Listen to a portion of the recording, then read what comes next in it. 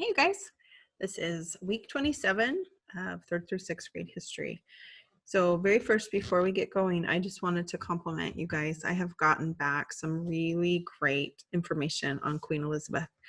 I loved reading what some of your favorite or your most interesting facts were that you found between the video and your own research. Guys, I can tell you've done your research and that you really listened during the video and took your research seriously. So I've loved seeing your papers all filled out.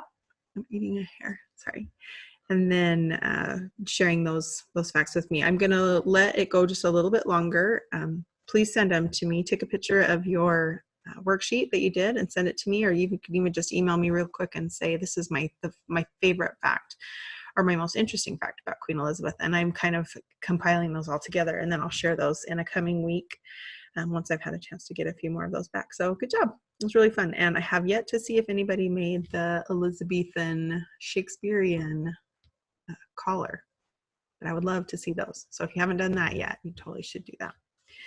So as we've talked for the last few weeks, during the Renaissance, it was a time of big changes. The way that people had lived before, during the Middle Ages, it had changed, and people had more access to books and knowledge and learning and education. It expanded their circle of thinking from just being in their tiny little area or village or wherever they lived. Now they had access to things that people thought, and some of the ideas that were coming out of countries, like surrounding countries. So it was really expanding everyone's view of life, and it was improving life greatly. So think of some of the things that we've talked about. We now have, instead of just only knowing one thing and just believing that that's true, we have thinkers and scientists and experimenters. We have explorers. We have artists and musicians and people that are changing things, and they have new ideas, and they're able to share those with everyone during the Renaissance. That's why it's such an exciting time in history. There's so much that changed.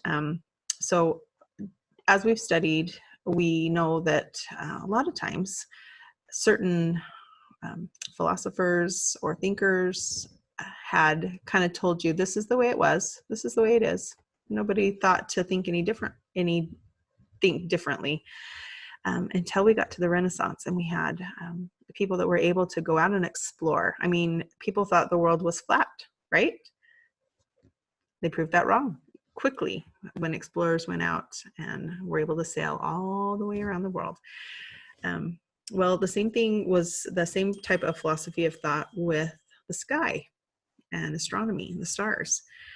Earlier in history, some of the kind of the Greek philosophers and thinkers, the one that stands out is Aristotle. He sort of had formulated his idea of the way stars and the Earth and other planets, the way they moved and the way things worked. And as we get into the Renaissance, there were some scientists that definitely thought differently. So today we're going to watch two videos. And the first is going to help you kind of understand the difference between these two schools of thought. And when someone says schools of thought, what I'm saying is that there's two basic ways to think about the way the solar system moves. So there'll be this way and then this way. So two separate ways of thinking, very different. The names of those two ideas, one was called heliocentric and one was called geocentric. So you're going to watch the video, and it's going to explain, it's a couple of modern day scientists talking to each other, and I want you to listen really carefully. They're going to explain the difference between the two, the geocentric and heliocentric. So every time we meet, hopefully you've got your piece of paper and your pencil ready. I want you to take a few notes. Later on, I'm going to give you an assignment that you'll complete throughout the week, where you are going to actually do a little bit of research and choose an astronomer to find out what they thought about astronomy. And then you're going to take a picture of that and send it to me.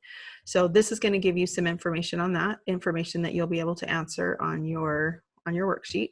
So take some notes, but you're going to watch this first video, and it's going to tell you a little bit about heliocentric and geocentric, and why they're different and what each one means, what the model of those thoughts looks like as well. We Speak Student! Astronomy, Part 8, Geocentric versus Heliocentric Models. The Smackdown. So the geocentric model was the idea that the Earth is the center of not only like the solar system, or it's not just that the planets revolve around us, but that like we're specially located right in the middle of the universe. And this first came about from Aristotle, and a lot of people listened to Aristotle for a long time after his death. And Aristotle was wrong about a lot of stuff. And so we thought this was the case for a very long time, but we couldn't figure out from this how the planets were moving in the way that they did. It looked kind of weird to us.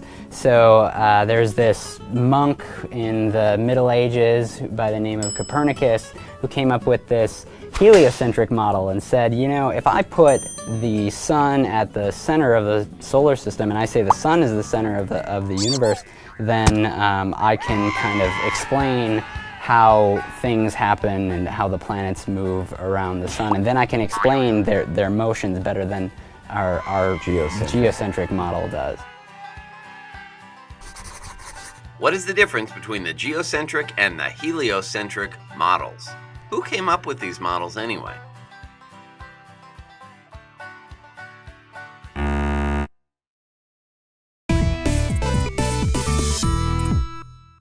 You, me, every single thing on this planet, we're all zooming through space right now, orbiting the sun at an average speed of 107,000 kilometers an hour, and rotating while we're doing it. But the sun, moon, planets, and stars all look like they're moving through the sky, right? So it's easy to imagine that we're staying put while they all move around us, as long as you don't look too closely. Which is why the whole idea that the Earth orbits the sun wasn't really accepted until a few hundred years ago, and it took a lot of convincing. A lot of the old geocentric model, where Earth's at the center of everything, was based on ideas developed by ancient Greek philosophers Aristotle and Ptolemy. They explained that the Earth stayed put at the center of everything, and anything we can see in the sky, the sun, the moon, stars, planets, everything, orbited it in perfect circles. But that didn't explain why planets, which at the time referred to anything that looked different from the background stars, including the sun and the moon, sometimes changed brightness or occasionally looked like they were moving in a completely different direction. So the geocentric model tried to explain them using epicycles. These are imaginary points that were moving in imaginary circles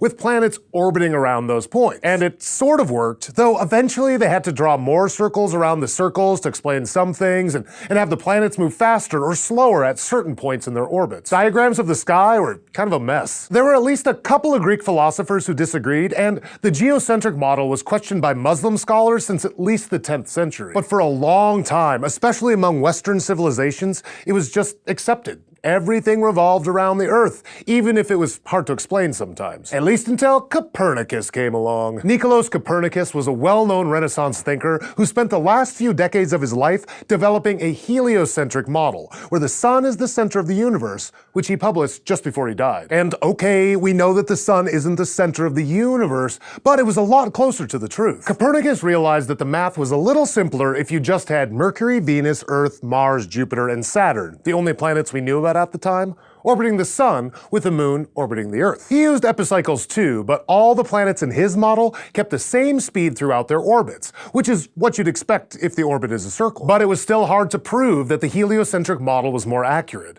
For one thing, even if they made things simpler, those circular orbits in Copernicus's universe were wrong, and it was just as bad as the geocentric model for predicting how the planets would move. Then in the early 1600s, Johannes Kepler realized that orbits didn't have to be circles, and if he assumed that they were ellipses, the math fit the motion of the planets, sun, and moon a lot better using the heliocentric model. Around the same time, Galileo Galilei's telescope made things even more convincing, mostly thanks to Jupiter and Venus. When Galileo pointed his telescope at Jupiter, he was able to see its 4 biggest moons: Ganymede, Callisto, Io, and Europa.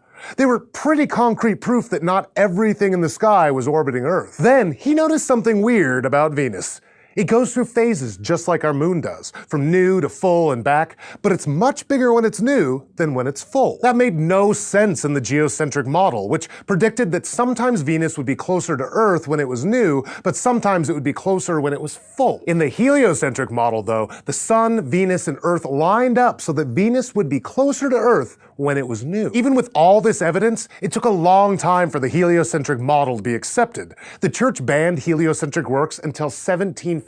These days we know that the heliocentric model wasn't exactly right either. The sun isn't at the center of the universe, there's a lot more out there, and if you want to get technical about it, both Earth and the sun orbit the same point, the center of mass of the solar system, which is just the center point of all the objects in it, based on their mass and how far they are from each other. Since the sun has 99.87% of all the mass in the solar system, the center of mass is pretty close to the center of the sun. But it does move around a bit, depending on where the planets are in their orbits. But one thing we know with 100% certainty is that the geocentric model is wrong. We've sent telescopes, probes, and people up there, and we've seen it for ourselves. Thanks for watching this episode of SciShow Space, which was brought to you by our patrons on Patreon. If you want to help us keep making episodes just like this, go to patreon.com/scishow, and don't forget to go to youtube.com/scisshowspace and subscribe. Okay, so you've watched two excellent videos. The first one was the two scientists sitting side by side and kind of discussing the difference between the geocentric and the heliocentric. He gave you lots of really good information, and if you remember at the very beginning, there was a visual of the models of the geocentric model and the heliocentric model. Now, the second video is really good too, and hopefully you took a few notes there, and you can always, go back and rewind and watch this again. But he was really good at giving you some of the facts about both videos did, gave you the facts of the which astronomers, I almost said philosophers, astronomers had these ideas, where they came from, why they disagreed with one and the other. So let's just do a really quick review. I want you, when you fill out your astronomy worksheet though, I want you to give it a definition of your own. So once we talk about it a little bit and you've watched those videos and you do a little research on your own, I want you to be able to fill out your astronomy worksheet, which actually, let me show you right now. My mouse isn't working, sorry. It looks like this. Okay, so with those two videos, we'll do just a really quick review, and then you guys are on your own for this one. So each one of you, you're going to pick your own astronomer. We have Copernicus, Ptolemy, Galileo, and Kepler. Now, these were kind of the big names that were important in the geocentric and heliocentric theories. So after you have watched the videos, if you need to, like I said, go back. You're going to have taken some notes, then with your parents' permission. Number 2, very important, parents' permission. You can do a search on the astronomer that you picked. So you will have circled his name up here at the top, and then I want you to go ahead and do a search of however you want. If you're going to use the internet, one good tip is that anytime you're going to look something up, and if you want to make sure that you have supervision and permission to do this, but anytime you ever put kids in the search bar, so say you want to look up Copernicus for kids or Galileo for kids, that will automatically route you to some of the websites that have like the really good information just for kids. So we're not getting anything that maybe we wouldn't want to look at or look for, but also it'll give you the breakdown, easy to understand kind of kids' minds. So with your permission, you can go ahead and do the search however you want. If you need to look for books, if you need to use a different way of doing some research, whatever you want, it's totally up to you. So after you've done your research, you are going to create a model of your astronomer's theory. So was your astronomer a heliocentric or a geocentric? The way that you create this model, 100% up to you. Maybe you just want to draw it on paper. So like I said in that very first video, it gave you the models, what it looked like. So you're going to be depicting the solar system, what's at the center of the solar system in each of the theories. which planets are included.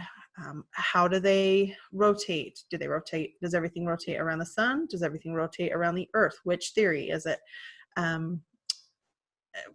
Some of them are very complicated. Some of them are very basic, but you can choose the way that you want to create that model. If you want to go all out and do something I said, make a 3D model, you go for it.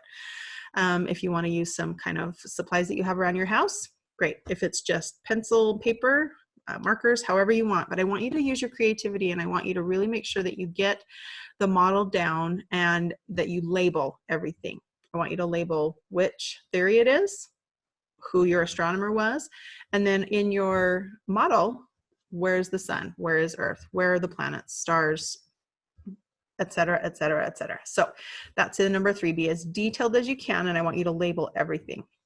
So here's your worksheet. This is the form that you're going to fill out. You're going to explain the geocentric model, the heliocentric model. Then I want you to write down your astronomer's theory. So don't just say, sun at the center.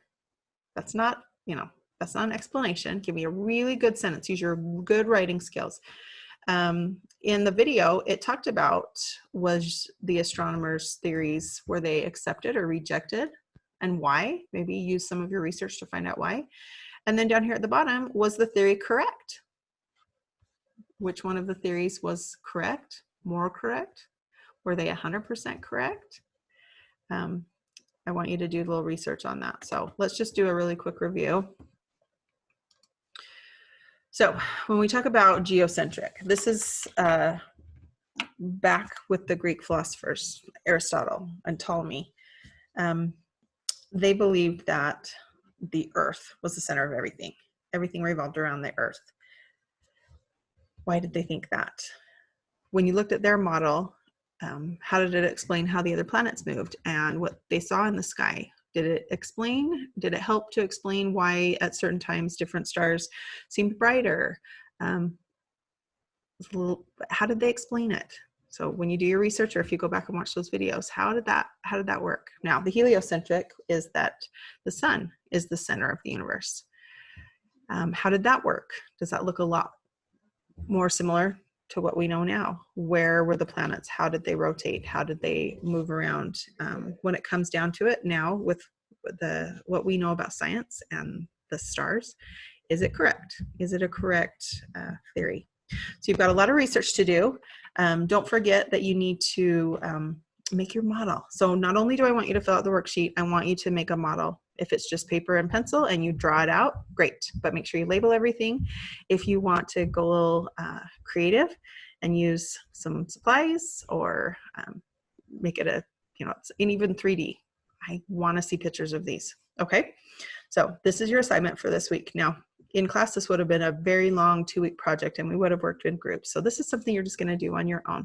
But go ahead and grab a sibling, see if one of your parents wants to help you with this. This is some really interesting, these are interesting theories, and it kind of shows you the progression of the thinking during the Renaissance of knowing or being told one thing. And then as changes happened and people kind of had sort of a new mindset of thinking of different schools of thought. Remember that little term I told you? And how it changed everyone's opinion, or how some people kind of opened their minds, and it changed the way that you viewed the sky and the stars and the planets. And then where have we come now? What do we know now with all of our science and astronomy? That's what I want you to do this week. Don't forget to send me pictures of that. I want to see these. I want to see your models, and I want to see your worksheets complete. So good job, you guys. And I will see you next time.